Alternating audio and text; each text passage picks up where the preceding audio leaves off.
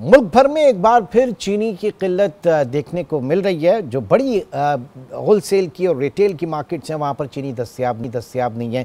बज़ाहिर ऐसा लगता है कि हुकूमत 173 रुपये फ़ी किलो चीनी की कीमत मुकर्रर करके और भूल चुकी है, लेकिन जो मुकर्रर नर्ख है चीनी के पूरे पाकिस्तान में वो कहीं वहाँ पर दस्तयाब नहीं। दूसरी जानिब जो हमारी शुगर मिल्स हैं उनका कहना है कि एक्स मिल रेट 165 रुपये पे अभी भी वो चीनी फराहम कर रहे हैं। तो फिर ये चीनी जा कहाँ पर रही है और ये जो इतने सो कॉल्ड ये जो क्रैकडाउन हो रहा है ये किन के खिलाफ हो रहा है, क्या इसके पीछे अवामिल हैं? ये सुहेल शहजाद साहब से जो कि जनरल सेक्रेटरी हैं पाकिस्तान शुगर मिल्स एसोसिएशन के। बहुत शुक्रिया सर आपके वक्त का।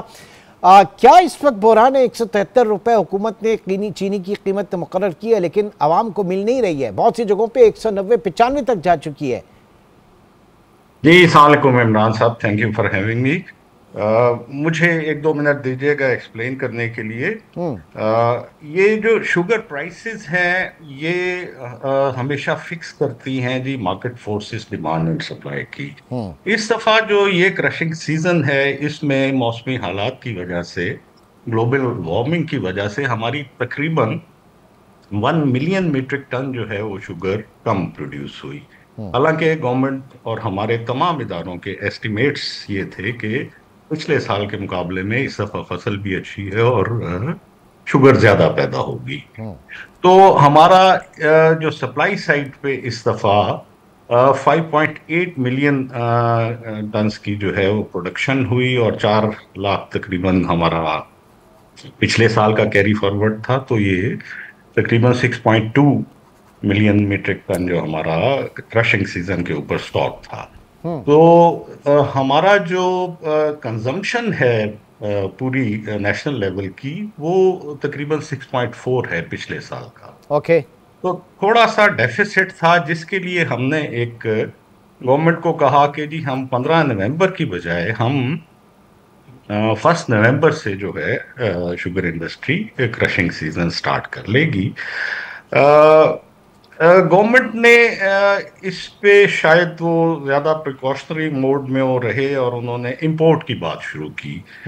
जो सप्लाई साइड पे मैन्युफैक्चरर्स के अलावा, इमरान साहब आप इकोनॉमिक्स को बेहतर समझते हैं कि बहुत सारे स्टेक होल्डर्स और इन्वॉल्व हैं। इसमें ब्रोकर्स होते हैं, जो होलसेलर्स, डीलर्स हैं। सर मैं आ रहा था, ये जो मिडिल मैन का किरदार है मैं वहीं पर आ रहा था, लेकिन मुझसे पहले मुझे आप ये बताइए कि जब सरप्लस थी उस वक्त ग्लोबल वार्मिंग आप लोगों के जहनों में नहीं थी? उस वक्त आप लोगों के जहनों में ये नहीं था कि जनाब क्लाइमेट चेंज हो रहा है तो ये जो सरप्लस है इसको महफूज कर लिया जाए, इतना बड़ा रिस्क है, और 6 महीने पहले आपने एक्सपोर्ट कर दी और अब जो है वो इंपोर्ट कर रहे हैं? ये कौन सी आप लोगों की एक फोरसाइट आप लोगों ने किया ग्लोबल वार्मिंग को और सारी चीज़ों को? स्ट्रैटेजी इस तरह थोड़ी बनती है महीने टू महीने या मंथ ऑन मंथ बेसिस के ऊपर। अच्छा इमरान साहब, इसमें आप सही कह रहे हैं कि मंथ टू मंथ बेसिस पे स्ट्रेटेजी नहीं बनती, लेकिन crushing season two crushing season तो स्ट्रेटेजी बनती है। अगर आपके पास पिछले 3 सालों का सरप्लस कॉन्टिन्यूसली आ रहा हो तो फिर तो क्रॉप्स भी अच्छी हो, एरिया भी ज्यादा हो, तो फिर तो जो गवर्नमेंट के इदारे अगर एस्टिमेट्स कर रहे थे तो वो मेरा ख्याल है बेजा नहीं था। जो कैरिंग स्टॉक्स है वो 1.3 मिलियन मीट्रिक टन तक चला गया था। उसकी कॉस्ट फाइनेंशियल जो है वो आपको अंदाजा है, और एक शुगर की एक लाइफ भी है, स्टोरेज लाइफ। ठीक है, बट अगेन सर अगेन जो आप इंपोर्ट कर रहे हैं वो तो आप डॉलर में फिर आप देंगे ना, आपके ज़र मुबादला के ज़खायर से जाएगा। हर चीज़ की एक कॉस्ट होती है, तो वो कॉस्ट जो है किस तरीके से आप उसको डिफाइन करते हैं? नंबर 1। नंबर 2 कि आप कहते हैं 165 के ऊपर एक्स के ऊपर चीनी अवेलेबल है, तो कुछ सजेस्ट किया था, मुझे पता चला कि शायद आप लोगों ने सजेस्ट किया था कि 165 के ऊपर हम पूरे मुल्क में स्टॉल्स लगा देते हैं, लेकिन हुकूमत जो है ये उन्होंने भरोसा नहीं किया और ये मिडिल मैन बीच में आ गया सारा। जी मैं यही अर्ज करने लगा था कि जहां तक इम्पोर्टेड कॉस्ट की बात है, नंबर 1 तो इम्पोर्ट की बात है। हमने तमाम जो फेडरल लेवल पे मीटिंग्स होती रही उनमें हमारा स्टांस यही रहा कि हमें इंपोर्ट्स की ज़रूरत नहीं है, और इंपोर्टेड शुगर जब तक आएगी तब तक हमारा अपना क्रशिंग सीजन स्टार्ट हो चुका होगा, जो कि हम कह रहे हैं कि जी 1 नवंबर से स्टार्ट कर देंगे। ठीक। और नंबर टू, उसमें जो आप बात कर रहे हैं कि जो ये स्टेक होल्डर्स, जब आप एक इंपोर्ट करने का कह के एक सेंटिमेंट, मार्केट सेंटिमेंट को इन्फ्लुएंस ये करेंगे कि शॉर्टेज हो रही है, उसमें डीलर्स, होलसेलर्स के अलावा स्पेकुलेटर्स और होल्डर्स भी घुस जाएंगे। हम्म। वो जब इस सारी ट्रेड में घुसते हैं तो इसका क्या हाल होता है वो आप you can very well imagine. जहां तक हमने जो कॉपरेशन किया रमजान शरीफ से लेके, तब भी हमने डिस्काउंटेड स्टॉल्स लिए, जो जो गवर्नमेंट हमारे साथ कॉपरेशन इंडस्ट्री को कहती रही, हमने कोऑपरेट किया।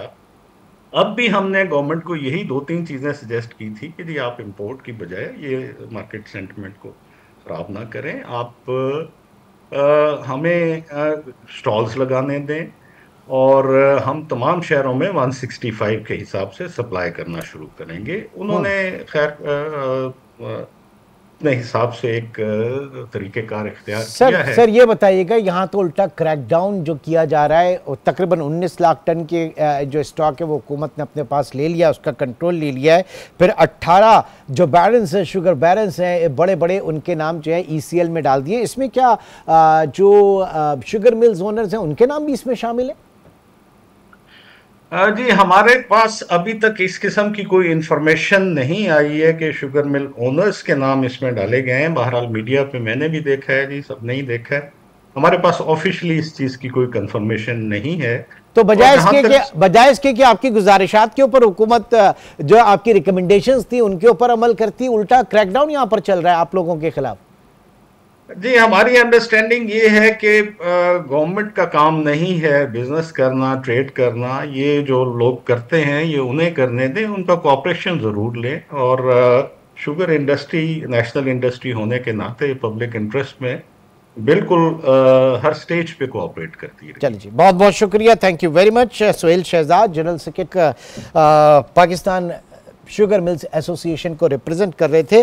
और जो बात है कि जनाब डीरेगुलेट होना चाहिए शुगर, हुकूमतों का काम जो है वो कारोबार करना नहीं, बल्कि कारोबार के लिए कंड्यूसिव पॉलिसीज़ फराहम करना है, वो माहौल फराहम करना है। जहाँ जहाँ हुकूमत कारोबार के अंदर घुसी है वहाँ वहाँ पे हमने देखा कि चारों खाने चित मईशत हुई है।